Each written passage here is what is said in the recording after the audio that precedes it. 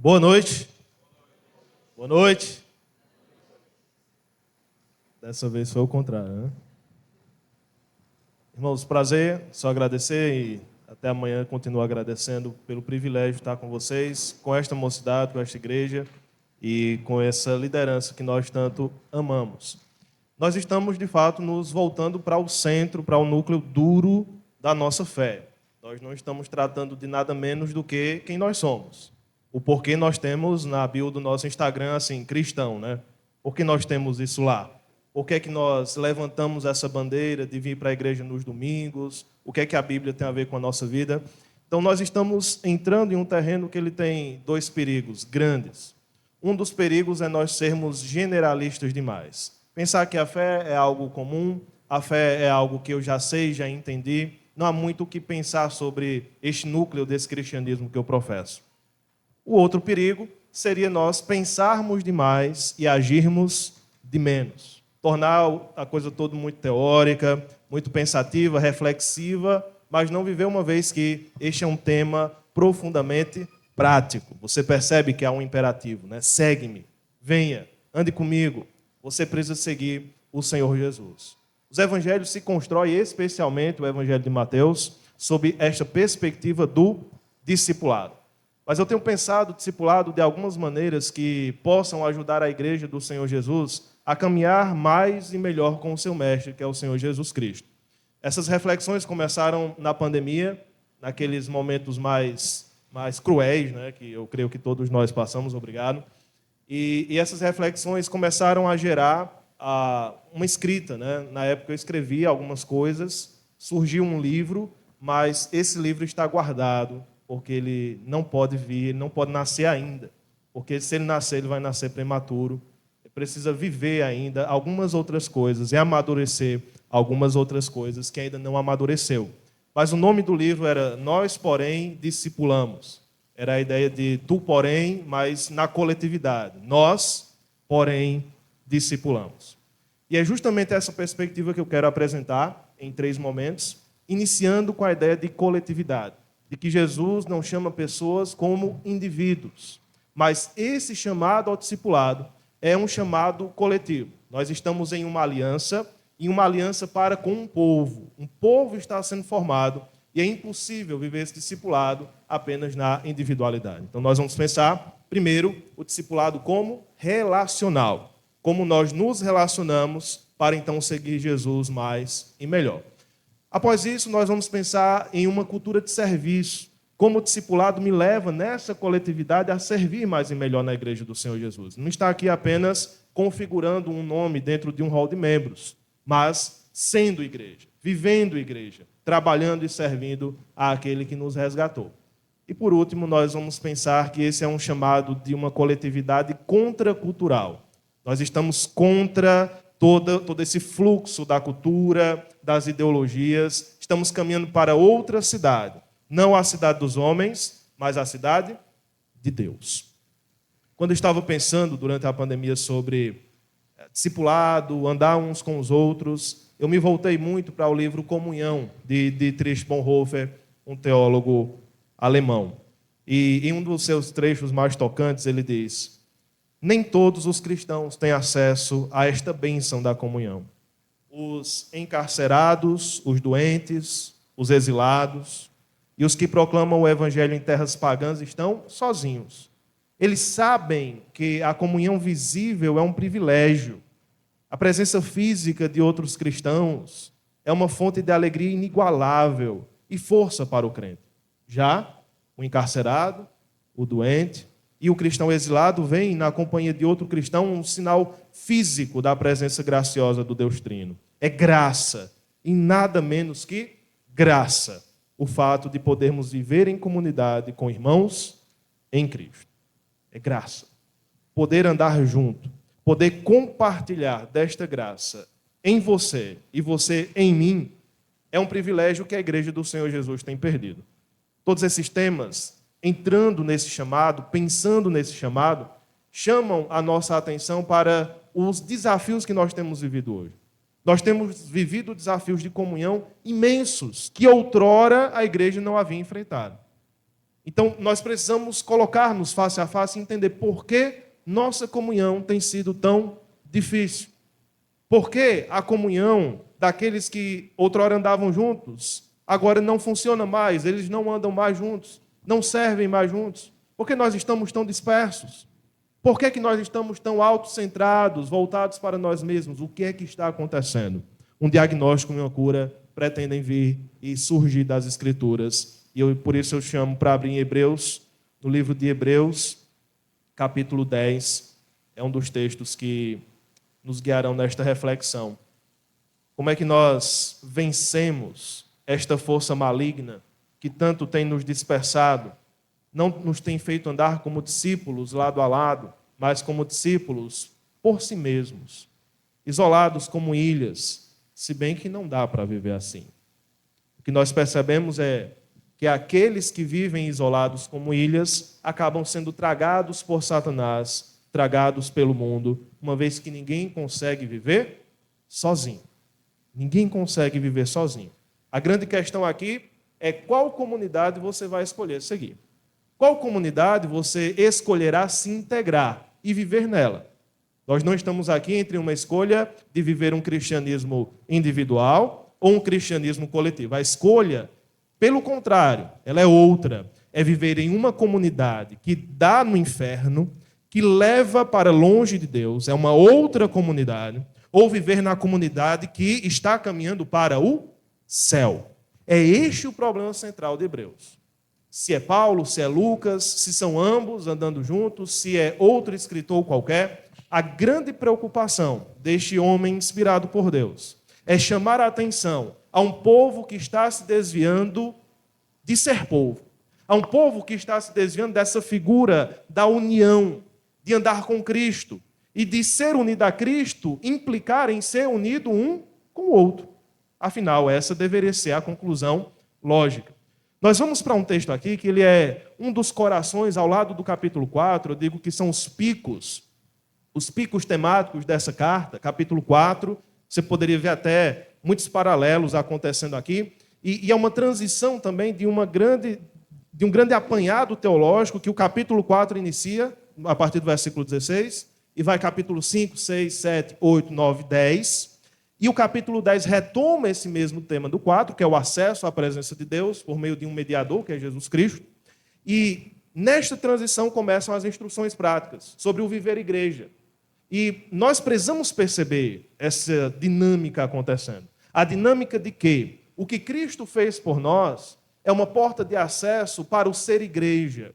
Por isso que nós não podemos diminuir nunca em nossas ações, no nosso modo de nos portar, nós não podemos diminuir nunca a preciosidade da nossa coletividade, a preciosidade de andar juntos.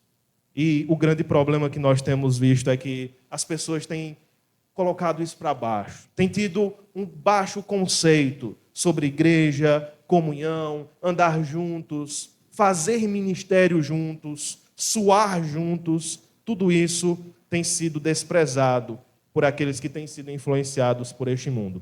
Mas nós que somos da cidade de Deus, usando a linguagem de Hebreus, nós que somos dos que perseveram, nós vamos em outro caminho, lendo Hebreus capítulo 10, versículo 19. Portanto, meus irmãos, tendo ousadia para entrar no santuário, pelo sangue de Jesus, pelo novo e vivo caminho que ele nos abriu por meio do véu, isto é, pela sua carne, e tendo um grande sacerdote sobre a casa de Deus, aproximemo-nos com um coração sincero, em plena certeza de fé, tendo um coração purificado da má consciência e o corpo lavado com água pura. Guardemos firme a confissão da esperança, sem vacilar, pois quem fez a promessa é fiel. Cuidemos também de nos animar uns aos outros no amor e na prática de boas obras. Não deixemos de nos congregar, como é costume de alguns, e, pelo contrário, façamos admoestações, ainda mais agora que vocês veem que o dia se aproxima. Vou fazer uma breve oração. Diante do teu texto, Senhor, da tua palavra, o que nós esperamos é o agir do teu Espírito. Há séculos atrás, a tua voz encarnou e chamou pessoas para serem pescadores de homens. E chamou pessoas, homens, da mesma constituição física que nós temos hoje. Homens iguais a nós. Para andarem contigo e abandonarem tudo, deixarem tudo para trás, em busca de algo melhor. Que a tua mesma voz, com os mesmos tons, e ainda mais alto, visto o nosso problema hoje, vista a nossa inaptidão hoje, ainda mais alto soe e ecoe por meio das palavras do livro de Hebreus. Que o Senhor nos chame novamente a esta vivência lado a lado, uns com os outros, como igreja, e todos aqui cooperando no recebimento e na afirmação e no cumprimento desse chamado que o Senhor uma vez fez, de segue-me, deixa tudo e vem comigo. Que possamos mais uma vez reafirmar, até que o Senhor venha, que nós estamos seguindo, não sozinhos, mas juntos ao Senhor. Nós pedimos em nome de Jesus. Amém. Como eu falei, este é um texto condensado, que condensa toda uma seção teológica, uma seção que basicamente o autor de Hebreus, ou o pregador, como nós deveríamos chamá-lo, uma vez que tem toda essa estrutura de pregação, ou de uma homilia, esse pregador, quer seja em uma pregação, em várias que foram compiladas, ele está trazendo uma exposição basicamente do Pentateuco. Está trazendo os 5 primeiros livros da Bíblia, e está lembrando aquilo que Deus fez outrora, no início, chamando um povo, estabelecendo uma aliança com esse povo, trazendo o grande problema que movimenta o Pentateuco. O grande problema que esse povo que sai do Egito começa a encarar. Como nós vamos andar com um Deus que é santo? Como nós vamos participar da família desse Deus, que é Yahvé, que é aquele que era, que é e que há de vir, cuja presença elimina toda imundícia e todo mal. Aí eu olho para mim mesmo, eu olho para o arraial de Israel e eu vejo imundícia e mal. Como é que a gente vai andar junto? Como é possível esta comunhão? E perceba, esta comunhão é a que em base estabelece a comunhão entre pessoas que seguem esse mesmo Senhor, esse mesmo Yahvé. É tanto que o Pentateuco, composto por 5 livros, tem como centro o seu terceiro livro, que é o livro de Levítico. O livro mais desprezado, mas que deveria ser o mais amado. Uma vez que Levítico é o centro desses 5 livros. E ele traz essa questão da metodologia, como nós vamos viver, como nós vamos nos purificar, como nós vamos andar no meio desse Deus que é fogo consumidor. Como é que nós não seremos consumidos? E você vê todas aquelas leis relacionadas até a fluxos corporais, né? Até constrangedoras, até aos dejetos. Como é que nós lidamos com isso? No centro de Levítico, no centro do Pentateuco tem Levítico, no centro de Levítico tem o capítulo 16. E é no capítulo 16 que você vai entender um negocinho chamado Yom Kippur, ou o dia da redenção, o dia do perdão, o dia da purificação, que é a melhor palavra. Nesse dia da purificação anual, alguns sacrifícios são feitos e o sumo sacerdote entra dentro do Santo dos Santos, diante da presença pura e santa de Deus, a Shekinah, a glória de Deus. E dentre os rituais feitos, um bode é trazido, os pecados são confessados, um deles, 2, um é morto e o outro é lançado, é jogado ao deserto, um bode para Azazel ou um bode de Azazel. Ele vai carregando esses pecados para o deserto. Ele leva como uma figura de Cristo, tanto o que morre e derrama seu sangue, sendo a figura de Cristo que morre e derrama seu sangue, como esse que vai para o deserto levar os pecados, como Cristo que é crucificado fora da cidade, levando a ignomínia, levando a vergonha. Toda essa teologia, toda essa sombra que foi dada a Israel, todo um projeto, né, um esboço do que Deus faria perfeitamente no futuro, agora nós temos a revelação plena e completa na nova aliança. E nessa revelação plena e completa, nesse auge de glória, nesse auge teológico, que, eu creio, todo cristão, no final das contas, se gloria nesta nova aliança. Todos esses que têm na sua bio do Instagram cristão, só em ter o nome cristão, já dizem que são signatários ou que são gloriosos sobre essa grande verdade. Cristo morreu pelos meus pecados. Eles usufruem disso. Eles proclamam isso, eles entendem isso. Aqui, quem se diz cristão, no mínimo, entendeu que Cristo morreu pelos seus pecados. Então, eles estão aqui na crista da onda da revelação de Deus. Eles são recipientes dessa graça acumulada por séculos, revelada no Filho de Deus. Tantas coisas, tantos elementos, tanta teologia, tanta beleza, tanta glória. Mas é esse povo que começa a se desagregar, a abandonar seu companheiro que crê na mesma coisa, a deixá-lo de lado, a começar a faltar nos cultos para ir para outro canto. É esse mesmo povo que crê nessas coisas, que começa a perder a cola que os une, que é o Evangelho. Sabe por quê? Porque estão enfrentando o sofrimento. Porque estão enfrentando uma pressão cultural sob a qual a cultura mundana os chama a perceber que eles estão perdendo privilégios uma vez que se dizem cristãos. Que eles estão perdendo honra em uma cultura que valoriza a honra ao andar com cristãos desonrados. E o que é que esse povo faz? Diz: eu não vou mais andar com esses cristãos, eu vou voltar para a sinagoga, porque os judeus são honrados, porque os judeus não são perseguidos, porque os judeus não perdem emprego. Então eu vou dar essa de crente Sherlock Holmes, né? Ou crente, não é nem Sherlock Holmes, é aquele que é espião. Ele é de um lugar, mas ele é espião em outro. Ele finge, ele se veste, ele se transveste, e ali ele está fugindo. Percebe que o problema da comunhão, e geralmente é algo que a gente trata, né? Irmãos, é falado nesse púlpito, é falado em todos os púlpitos de todas as igrejas. Irmãos, por que é que vocês não estão indo para o culto? Irmãos, por que é feita uma programação e vocês não vêm? Irmãos, por que é que nós não nos unimos em torno da missão, em torno da adoração, em torno da comunhão? O que é que acontece? Todas essas questões, elas não são práticas em si, mas elas refletem este entendimento do Evangelho, que acaba por colocar o Evangelho em segundo lugar, em torno das suas vontades, em torno de suas perdas, inclusive.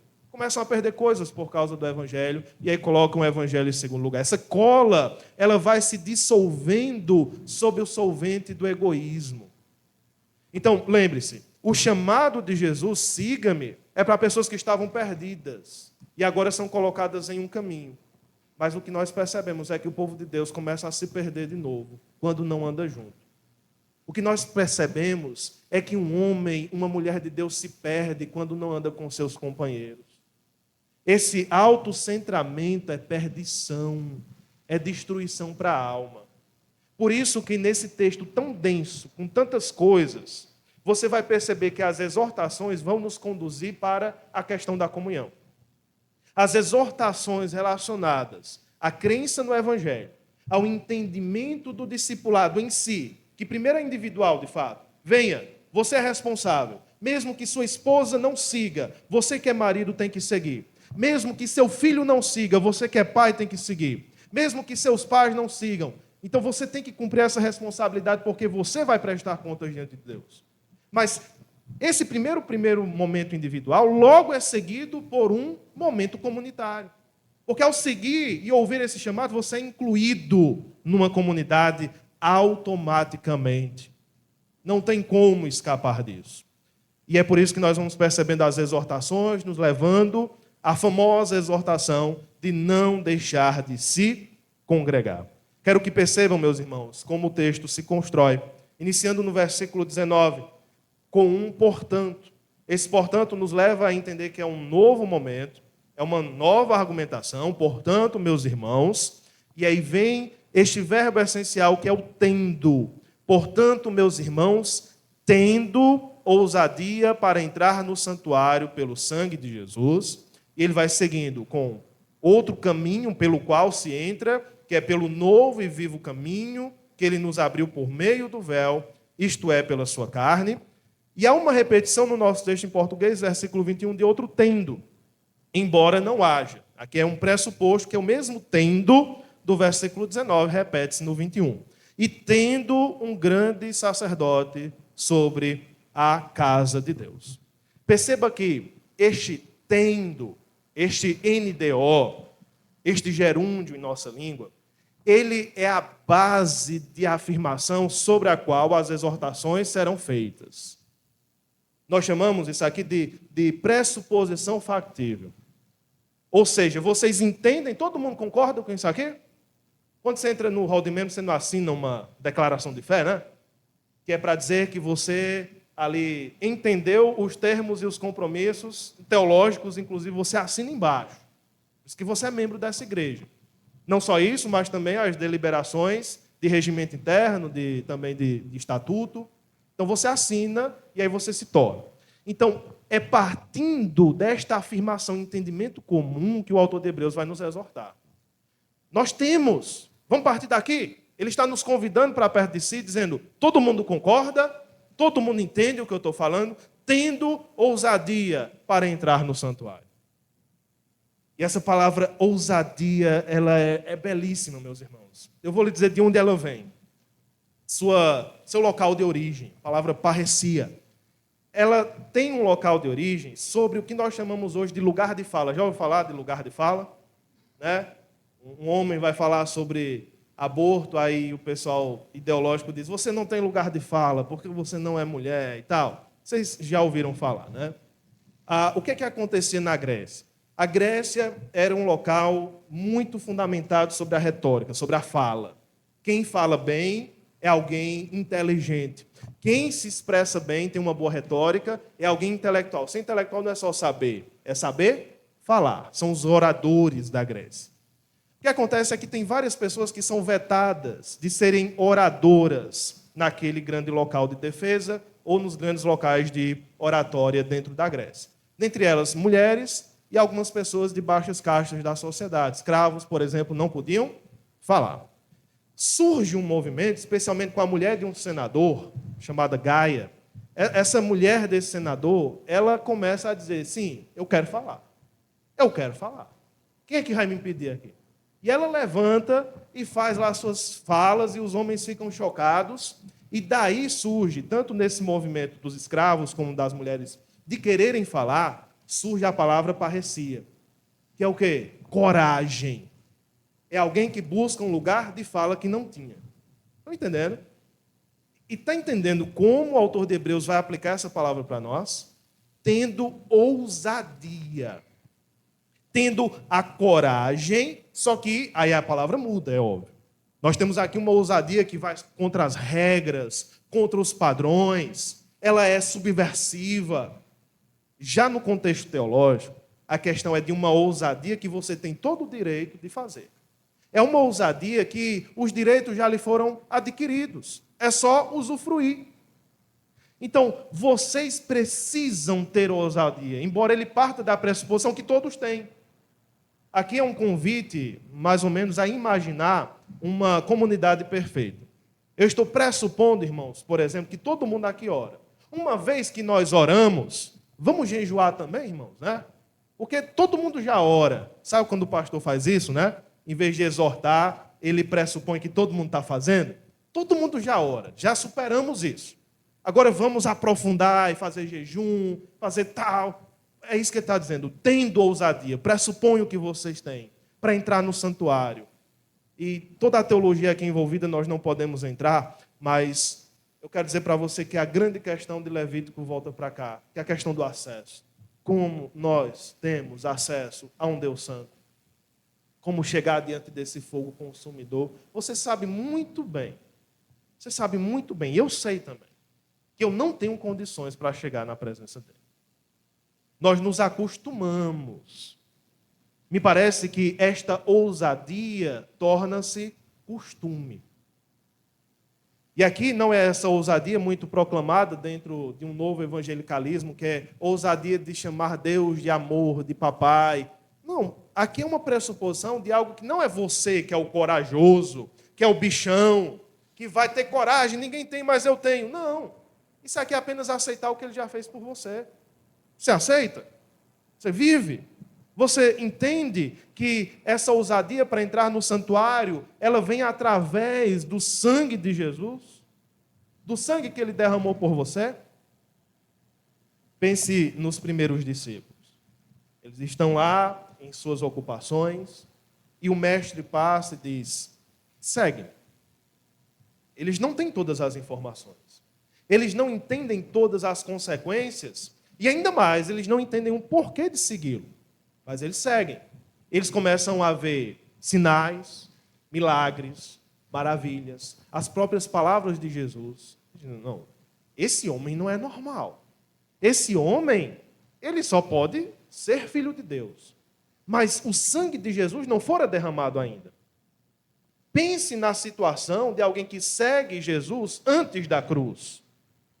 Essa é a complicação dos evangelhos. Nós lemos os evangelhos com olhos de quem já viu a cruz. Mas eles viviam com Jesus com olhos de alguém que não viu a cruz ainda. Ainda é um mistério a ser revelado. Mas nós já vimos o mistério revelado. Nós já vimos, inclusive, um mistério que Paulo trata, sendo, em um primeiro tempo, a crucificação e a ressurreição de Cristo, mas em um segundo tempo, a igreja dos gentios. Nós vivemos o ápice da revelação e do plano de Deus. Hoje, o ápice não é o milênio, o ápice não é o grande trono branco, o ápice não é nem o novo céu e a nova terra. O ápice do plano de Deus é a igreja, nas palavras de Paulo.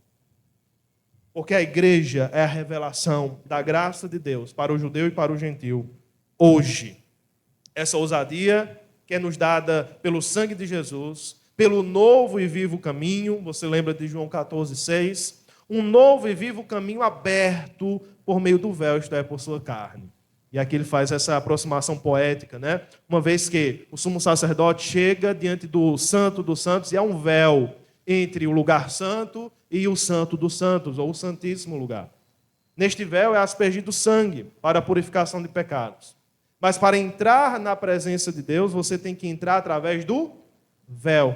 Tanto que, simbolicamente, esse véu é rasgado após a ressurreição de Cristo.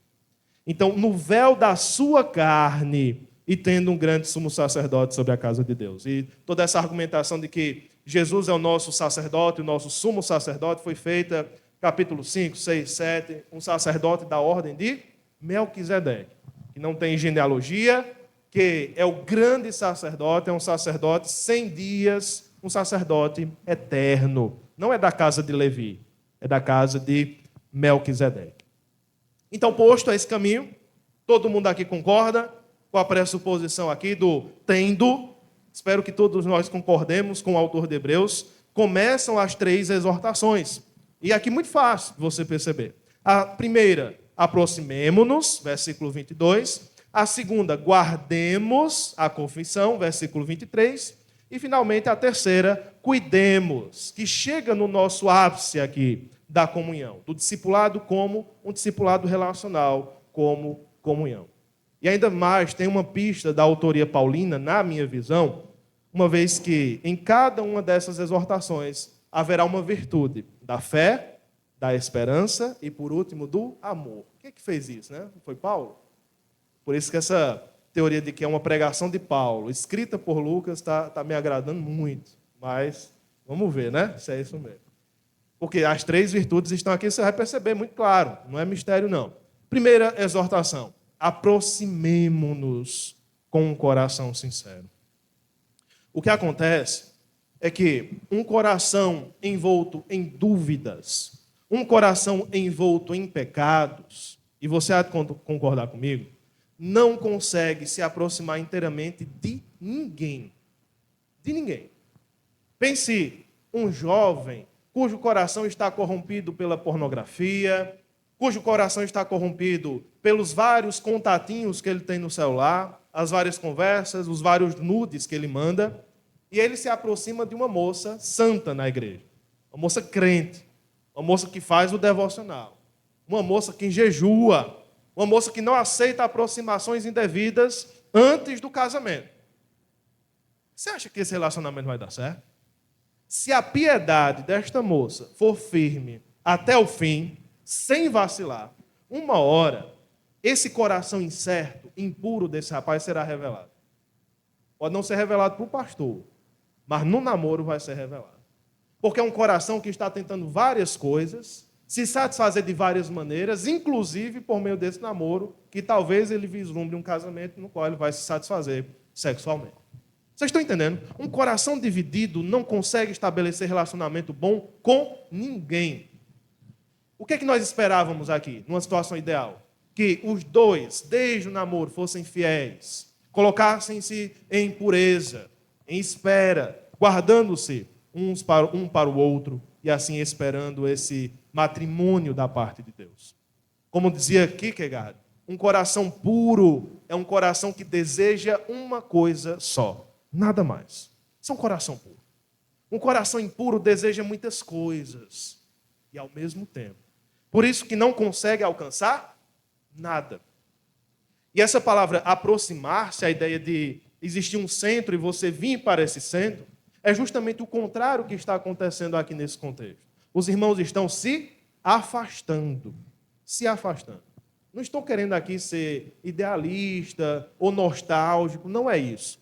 Mas perceba como os desafios da modernidade, da pós-modernidade, têm cada vez mais nos afastado uns dos outros.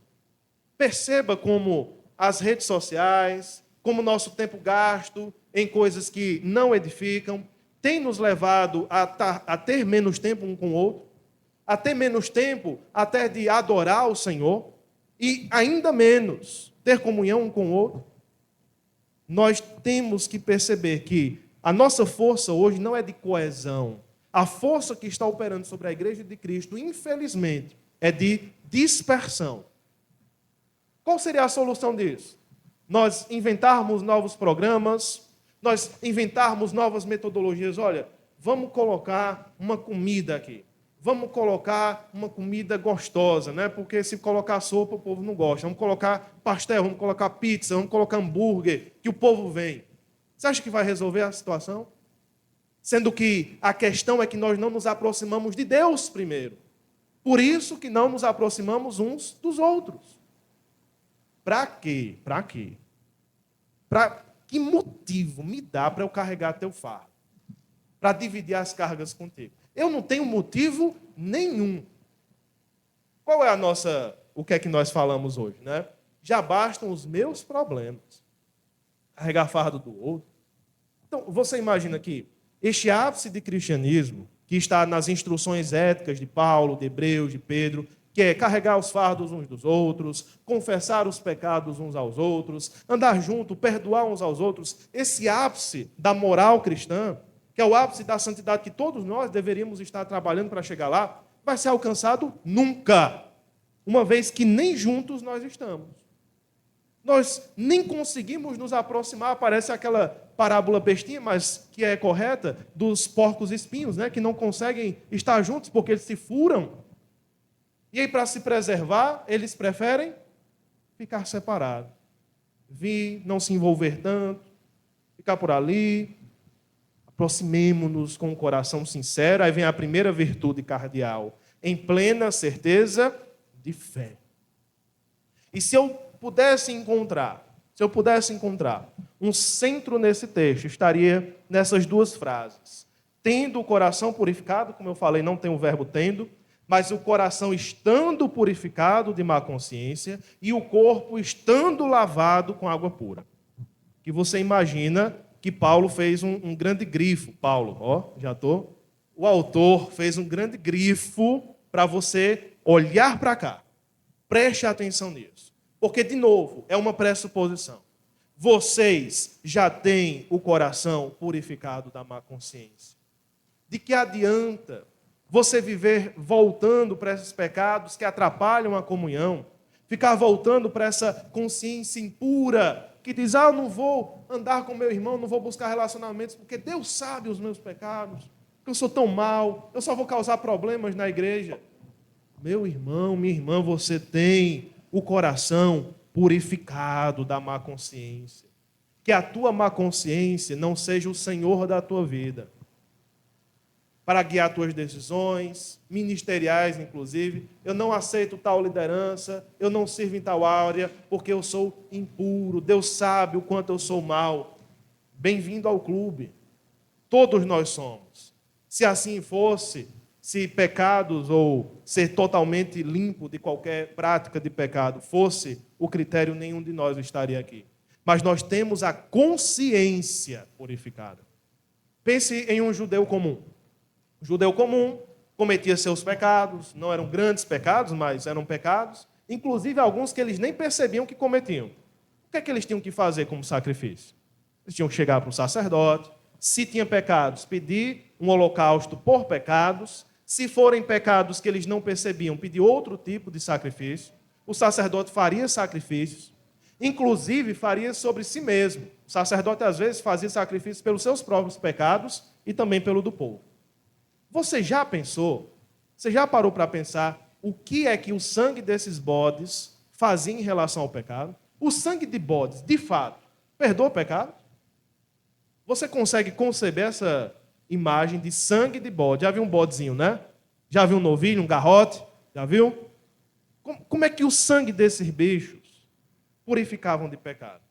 Você não enlouqueceu com isso ainda não na sua leitura bíblica? Rapaz, e os ímpios faziam a mesma coisa. E os povos da Babilônia, os povos do Egito, os povos da América Central faziam a mesma coisa. Derramavam sangue de animais como sacrifício. O que é que isso tem a ver? Uma das coisas que Hebreus mostra é que purificava a consciência do pecador. Uma vez que era a percepção visível de entrega e de adoração de algo que era Deus que operava. Não é o sangue em si que os purificava, mas era o perdão de Deus através disso, dessa prática. E o outro motivo é que essa era uma figura, uma sombra do sangue que seria derramado pelo Cordeiro de Deus. Então existem esses dois níveis, né? O sacrifício é vida por vida. Então, como Deus não aceitaria, por conta do seu próprio estabelecimento, sacrifícios humanos, então ele estabelece sacrifícios de animais. Purificavam a consciência. Depois do sacrifício, o que é que ele entendia? Aquele que iria pedir ali o perdão, que ele estava perdoado. Agora, o povo de Deus hoje precisa disso? Repetir sacrifícios para ter a consciência limpa? Não. Você tem acesso ao trono da graça. Você chega lá e pede perdão. E a sua consciência é purificada. Não precisa de sacerdote, nem de sumo sacerdote, nem de sangue. Você precisa apenas do sangue de Jesus. E você tem um corpo lavado com água pura. Eu não sei se você lembra no livro de Levítico, mas nós temos 3 categorias no livro de Levítico. Pessoas impuras, pessoas puras e só? Seria mais fácil, né? Impuro, tem um pecado, tem uma coisa ali, tem um fluxo. Pessoa pura, pessoa que foi limpa. Mas tem uma terceira categoria, pessoas santas. É como se fosse uma gradação aqui, de baixo para cima. Impuro, puro e santo. Então, qual seria a diferença do puro e do santo? O puro, ele é alguém que é comum.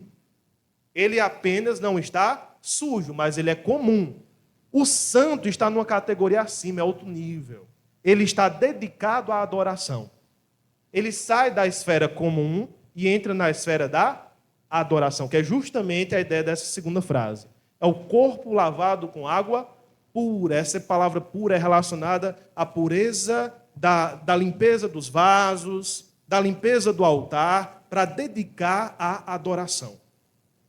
Nós estamos limpos, purificados pelo sangue de Cristo. Portanto, aproximemos, não nos afastemos, cheguemos, oremos, leamos as Escrituras, andemos com Deus e então nós experimentaremos um agir de Deus e um mover de Deus na nossa comunhão com a igreja. Eu já estou cansado de jovens que vão perdendo suas habilidades sociais, e era esperado já que fossem perdendo, né? O que é que a gente esperava? Que continuasse todo mundo igual? Então eles vão perdendo suas habilidades sociais, perdem tanto hoje, né, que eles não conseguem nem fazer perguntas ao professor ou fazer perguntas aos livros. Hoje a gente faz perguntas ao chat GPT. Então vamos nos tornando cada vez mais introspectivos. Já vi gente conversando com o ChatGPT, pedindo conselho. Ei, me direciona aí, fazendo terapia no chat. Então, você entende esse nível. Tem consequências. Isso aqui já era esperado, eu não fico muito constrangido com isso. Mas esses jovens chegam e dizem, pastor, eu não consigo me integrar com a mocidade. E você já sabe quais são as desculpas em geral. Uma das desculpas é, esse pessoal é muito fechado. O pessoal é muito fechado. Eu tento. Olha a tentativa, né? Vai uma vez, aí fica ali, termina o culto, corre. Essa é a tentativa imensa, né?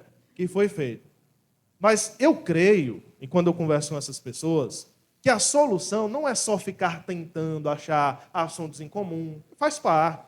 Não é só ficar tentando achar uma conversa que possa entrar, ou algum assunto que goste, o grupo goste. Não é só isso. Meu conselho em geral é busque mais a Deus. Porque uma vez que você busca mais ao Senhor, entende mais este evangelho, e se esse outro grupo é crente também, vocês vão entrar em consonância. Uma hora, as suas vibrações vão vibrar na mesma frequência. Bem moderno, né? As vibrações vão andar juntas. E você, sem querer, mesmo que você não se encaixe tão bem nos gostos ou no andar desse povo, vocês vão andar juntos. Porque vocês creem no mesmo Senhor.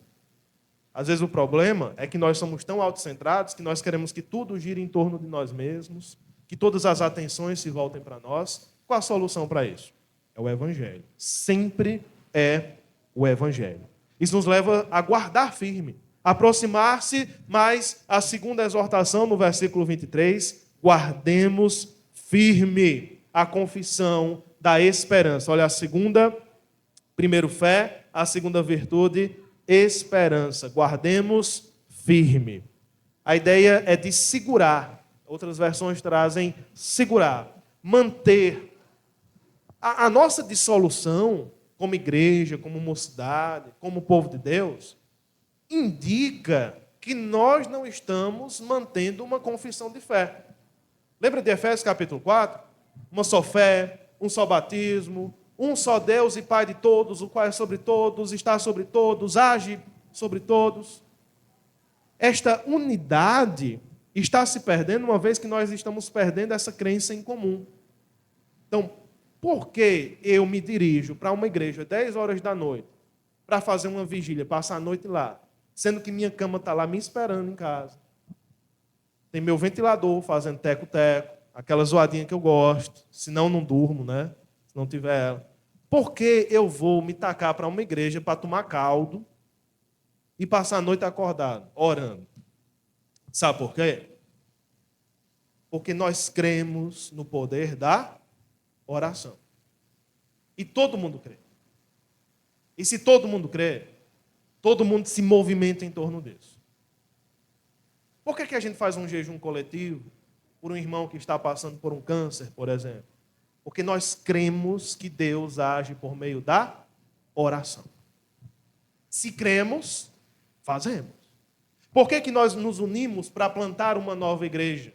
Ou para evangelizar o bairro no qual a nossa igreja está implantada? Porque nós cremos na grande comissão. Porque nós guardamos firmes.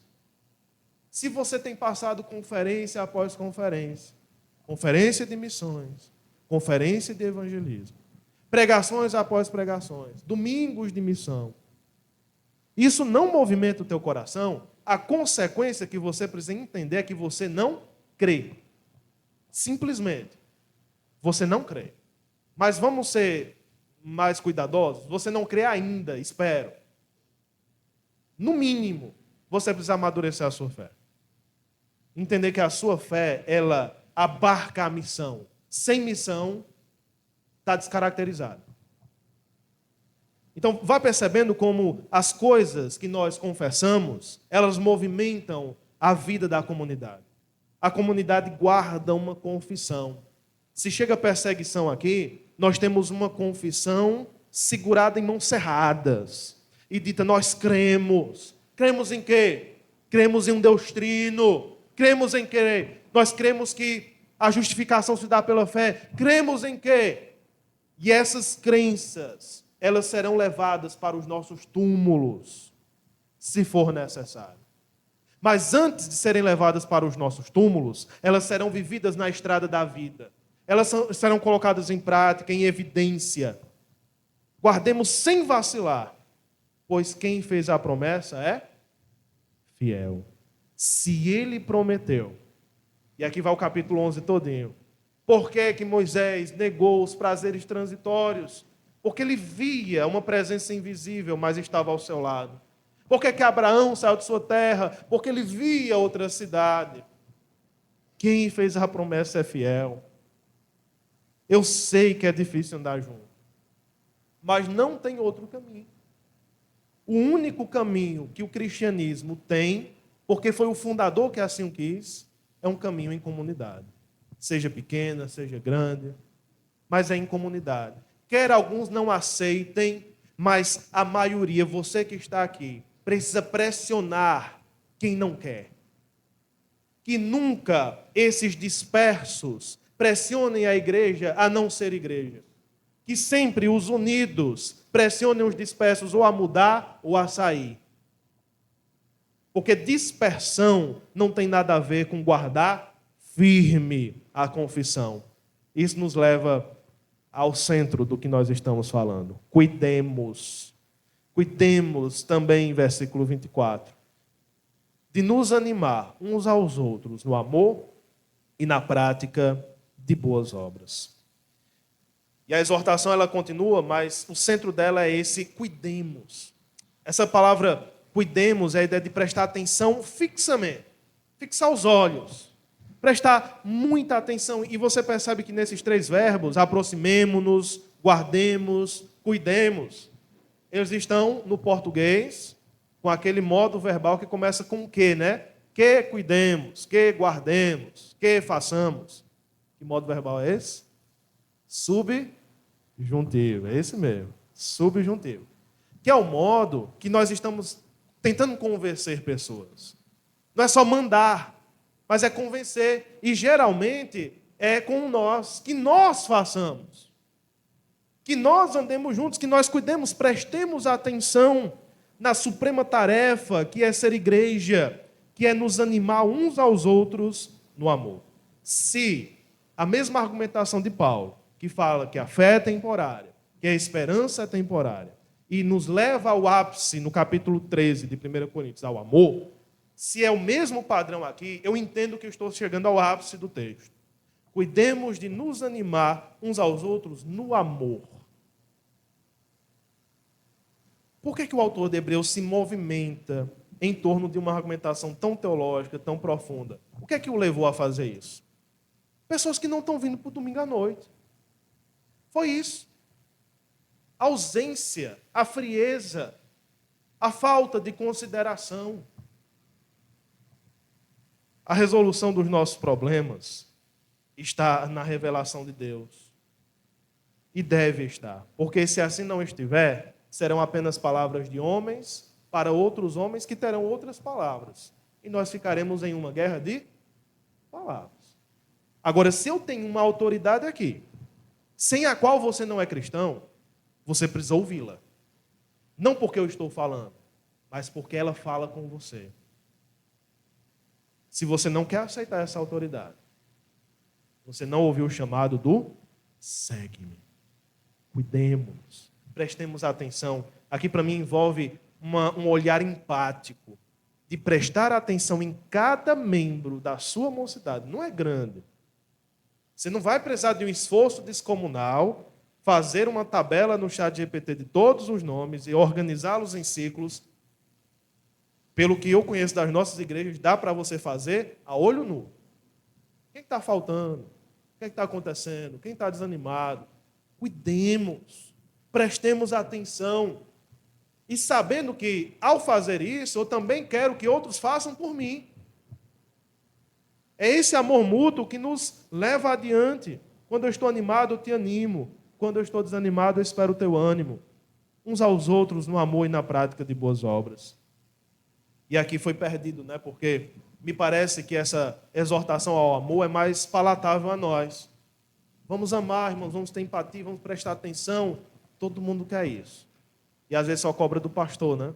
Nunca cobra de si mesmo. Mas a segunda parte não é muito legal, porque é exortar as boas obras, é chamar o caba no canto e dizer, olha, Tom, sem vergonha, tu está fazendo um bocado de besteira, faça coisas boas. Ninguém quer fazer isso. Mas a empatia, abraçar, dar um colo, é mais bonito, é mais próximo à nossa cultura. Mas tem um outro lado também, a prática de boas obras. Dizer, ó, você precisa mudar, você está no caminho errado. Você precisa começar a produzir, não ser só consumidor. Poucos têm coragem de desenvolver isso.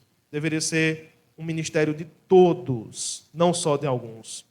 E aí nós chegamos nesse que é tão conhecido, né? Não deixemos de nos congregar, como é costume de alguns. Parece que é um grupo que já está decidido a voltar para o judaísmo, um grupo que não percebe, mas já está unido, porque não existe homem e mulher sem comunidade.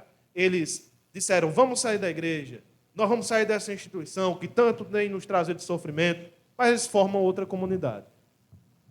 Se você sai de uma comunidade, você entra em outra. Só que o que o autor de Hebreus está nos chamando a atenção é que essa comunidade ela é perigosa. Você não pode simplesmente escolher participar de outra comunidade. Se você, por exemplo, decide voltar para Sodoma e Gomorra, o anjo te chama, diz, olha, vai dar problema, vamos sair da cidade. Ou lá em Apocalipse 19, saiam do meio da grande Babilônia, povo meu. Se você decide voltar, o que vai acontecer com você? Você será aniquilado. Então, o que o autor de Hebreus está nos chamando a atenção é que caso, e aí começa nessa próxima seção do versículo 26, com se vocês fizerem isso, vocês vão para o inferno. Porque você precisa ser encontrado dentro da comunidade de Jesus para ser salvo. Aqui não é o mesmo que a Igreja Católica profere, de que fora da igreja não há salvação. Mas é uma mudança que você já entendeu no percurso que nós temos feito até aqui. Se ouvir a voz do segue-me, fui implantado em um povo. A aliança é feita com um povo, não com pessoas. Jesus não fez uma aliança com você, não. Jesus fez a aliança com a igreja. Você é enxertado nesse povo. Se você está unido a Cristo, você está unido à igreja. Se você sai da igreja, você está dizendo que está desunido de Cristo. Ah, mas o calvinismo não me importa. Eu estou falando o que a Escritura fala. Mesmo que, então ele nunca foi salvo. Não me importa. Está desunido da igreja, está desunido de Cristo. Essa é a argumentação dele. A gente pode pensar em implicações em outro momento, mas essa é a argumentação. Então, irmãos, tendo este grande Salvador, aproximemo-nos, guardemos, façamos, cuidemos uns dos outros. Eu quero encerrar com você percebendo o quanto isso é urgente, o quanto nós precisamos prestar atenção nisso agora. Não dá mais para nós andarmos sozinhos. Guardar essa confissão, guardar todo este sofrimento que vem junto com o aceitar desse discipulado, deixem tudo, neguem-se a si mesmos, levem a cruz, não dá para fazer isso sozinho. E uma vez que você rejeita a comunidade, você rejeita quem te chamou. Deus é um Deus zeloso. Ele ama a igreja. É a sua noiva. Se você fere a igreja, você fere ao noivo da igreja.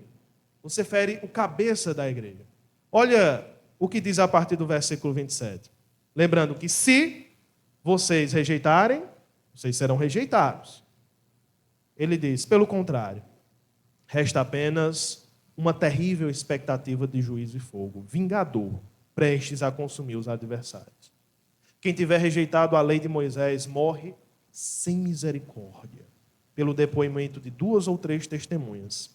Imaginem quanto mais severo deve ser o castigo daquele que pisou o Filho de Deus, profanou o sangue da aliança, com o qual foi santificado e insultou o Espírito da graça. Pois conhecemos aquele que disse, a mim pertence a vingança, eu retribuirei. E outra vez, o Senhor julgará o seu povo. Imagina alguns ouvindo isso e dizendo, está me ameaçando, é? Eu vou lhe processar. Acho que o autor de Hebreus diria assim, mas não sou eu. É o Deus que se revelou no Antigo Testamento, que é o mesmo. É o mesmo. E, na verdade, ele é mais severo hoje, uma vez que a aliança é outra, uma vez que o conhecimento é mais profundo, uma vez que nós temos muito mais bênçãos do que eles tinham. Há uma grande advertência aqui, irmãos. Cuidado para não perder o descanso. Discipulado, em uma de suas figuras centrais, é caminho, é andar. Não é seguir um chamado, dizer, eu vou, ande com o mestre, vá com o mestre. E esse caminho dá em uma cidade, em um local esperado. Muito cuidado para não perder o descanso. Muito cuidado para não perder e se desviar do caminho. Precisamos andar juntos para que essa comunidade nos apoie, nos leve a esse local. Porque horrível coisa é desviar-se e encontrar com a ira de Deus no deserto. Também a partir do versículo 32, ele lembra de uma época em que eles viviam isso. Eles estavam dispostos a sofrer pelos irmãos. Eles estavam dispostos a perder dinheiro de suas carteiras para abençoar os seus irmãos. É outro apelo que eu faço para vocês.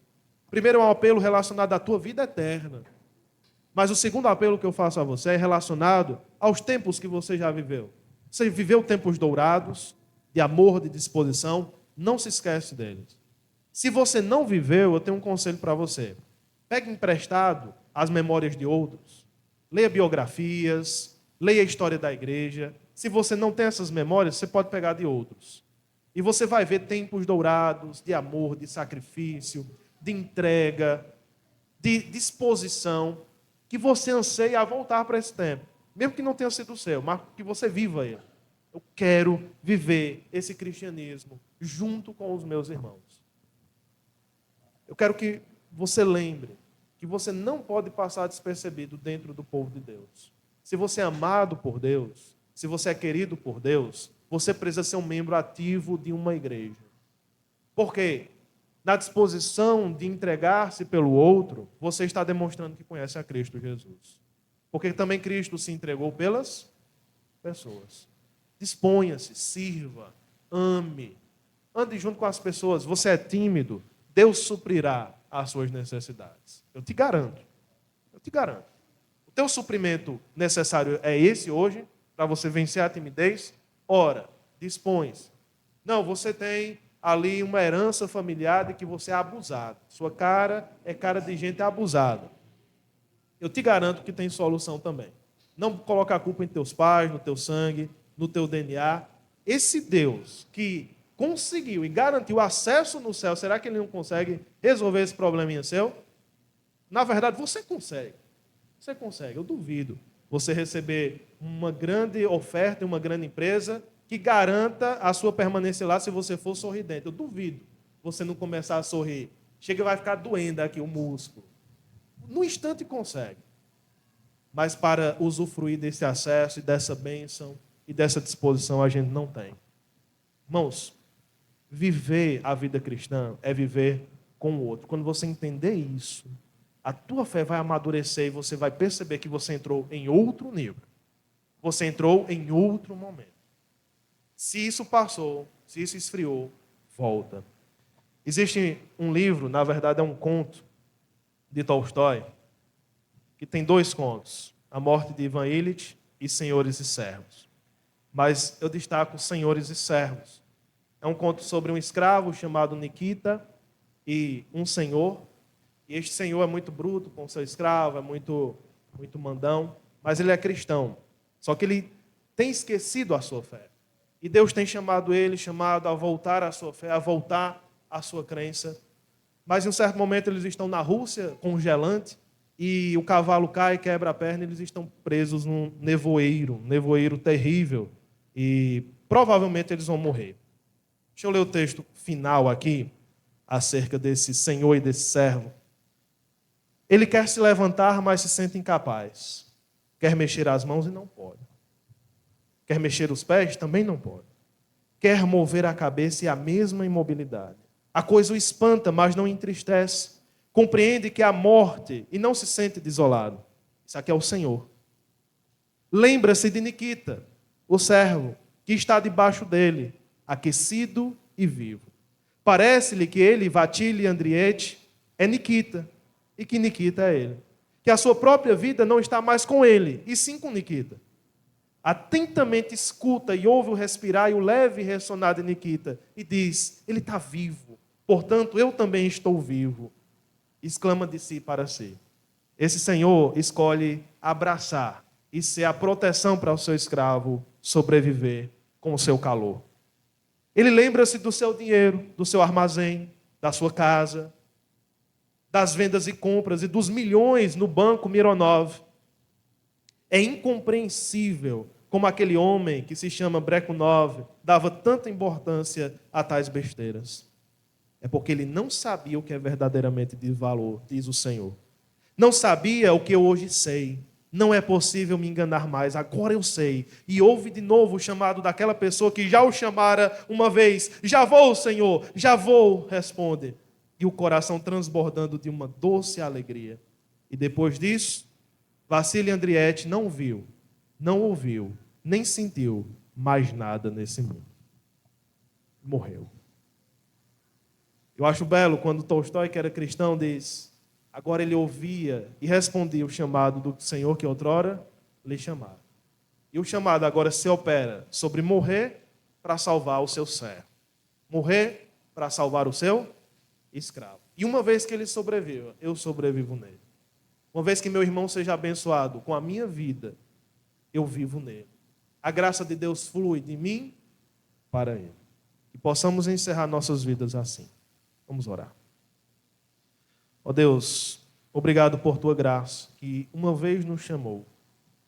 Ajuda-nos a não esquecer dos companheiros de estrada, daqueles que receberam o mesmo chamado, que não são menos importantes que nós, que na verdade deveriam ser vistos como mais importantes que nós por nós mesmos. Ajuda-nos a considerar, a não esquecer, a ter o mesmo modo de agir, de pensar e de sentir do Senhor Jesus, que não julgou como uma perda, como um roubo, descer do seu trono, tornar-se servo, ser obediente até a morte e morte de cruz. Que sejamos também servos, que descem de seus tronos, que não eram nossos, que nós inventamos, mas que abandonam-os, deixam-nos para trás e decidem servir no chão da vida, como o Senhor Jesus fez. Ajuda-nos a viver esse discipulado comunitário, um ajudando o outro, e que assim possamos desenvolver entre nós, como se assim o Senhor permitir, nós falaremos. Uma cultura de serviço e um movimento contracultural. Nós pedimos a tua graça sobre os próximos dias, em nome de Jesus.